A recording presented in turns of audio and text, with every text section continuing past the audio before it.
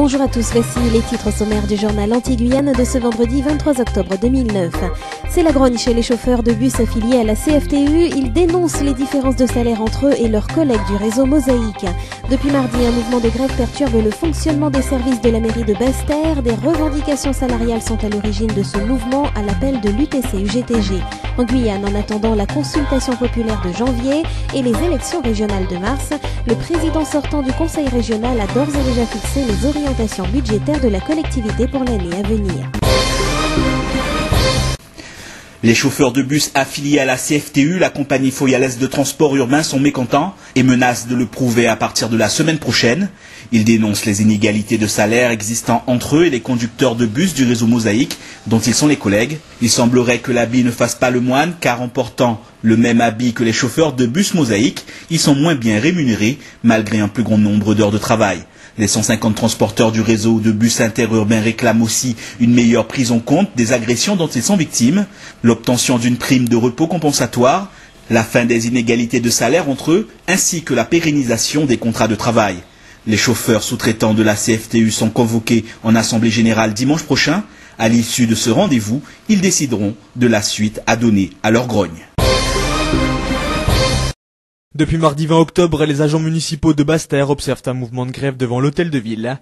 L'objet du conflit, selon le personnel communal affilié à l'UTC-UGTG, un protocole d'accord signé par l'ancien maire Guy Georges qui ne serait toujours pas respecté par Lucette Michaud-Chevry. Rosemonde Doloire, la responsable de la section Basse-Terre, dénonce l'absence de dialogue avec une municipalité loin de répondre à toutes les revendications. Nous avons 12 points de revendication mis à l'ordre pour les prochains jours. Il ne faut pas oublier à Basse-Terre, nous avons des employés qui sont à 12 heures. C'est la seule mairie, c'est la seule collectivité où il y a des employés toujours qui travaillent, on va dire qu'ils sont précaires, qui travaillent à 12 heures. Le protocole d'accord aurait lui été invalidé par arrêté préfectoral et notifié aux personnels municipaux selon la députée maire de Basse-Terre.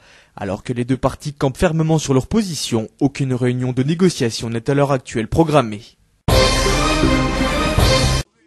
La mobilisation engagée par les agents de l'hôpital psychiatrique de Colson à Fort-de-France est reconduite, alors que les discussions avec les représentants de la direction de l'établissement avaient pourtant bien débuté jeudi. Seulement voilà, au bout de quelques minutes, la délégation du personnel quittait la table de négociation en expliquant que leurs interlocuteurs n'avaient pas de pouvoir de décision. Un autre espoir d'issue plane sur ce conflit avec une réunion prévue mardi prochain, sauf que le lieu pose problème aux grévistes qui préféreraient tenir la séance de travail à l'hôpital Colson et non à la direction de la santé et du développement social comme prévu. Ce vendredi encore, des piquets de grève sont installés devant l'hôpital tandis qu'un service minimum est assuré.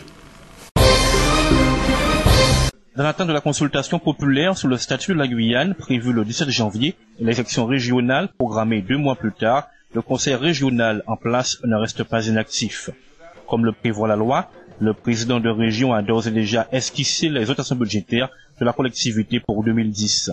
Antoine Karam, qui a annoncé depuis la fin 2007 qu'il ne conduirait pas de liste au régional et qu'il ne briguerait pas un 4e mandat, laisse tout de même entendre qu'il faudra notamment mettre l'accent sur la modernisation des routes et du port de Ligrade des Cannes.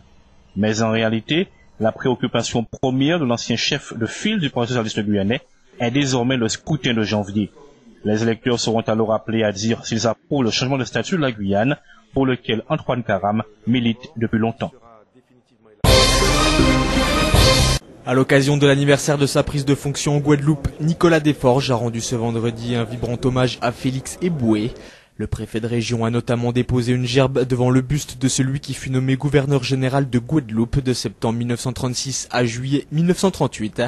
Une cérémonie protocolaire en mémoire de cette figure emblématique de l'archipel qui a contribué à appliquer les valeurs de la République. Félix Eboué incarne véritablement les valeurs républicaines. C'est d'abord un produit de la République. C'est un petit-fils esclave, c'est un fils d'orpailleur qui, grâce à l'aide de la République, mais aussi à son talent, a pu accéder aux plus hautes fonctions de la République et je crois que cela méritait d'être souligné. Aux côtés de Jean-Claude Degras, le président du comité de souvenirs Félix Eboué est devant un parterre composé de figures militaires guadeloupéennes ayant participé à la Seconde Guerre mondiale ainsi qu'à la guerre d'Algérie. Nicolas Desforges a prononcé un discours axé sur le modèle de rigueur et de loyauté qu'était Félix Eboué. L'occasion d'évoquer le caractère actuel de son message délivré en 1937 à destination de la jeunesse et intitulé « Jouer le jeu », un message qui n'a pas pris une ride selon le préfet.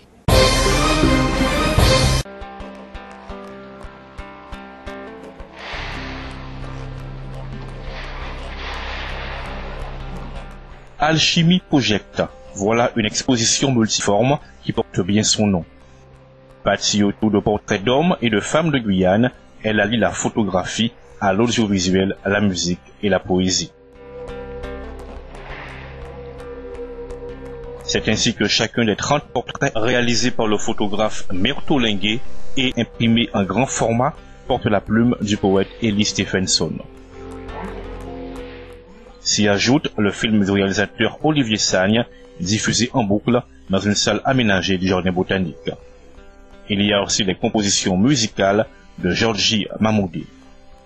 À travers toutes ces composantes, c'est le vivre ensemble qui est mis en avant.